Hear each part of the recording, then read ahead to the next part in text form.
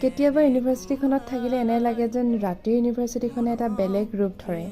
এই ধৰক হালধীয়া লাইটৰ পোহৰত ৰাস্তাবোৰে যেন গোটেই দিনটোৰ গল্পবোৰ আওৰায়। So' hello' everyone, welcome back to the third part of my mini blog from TU campus. যিহেতু কেম্পাছতে আছোঁহি আৰু আজি ইহঁত দুজনীৰ লগত কুইন কষ্ট্ৰিৰ লগত সন্ধিয়া চাহ খাম বুলি ওলাই গ'লোঁ।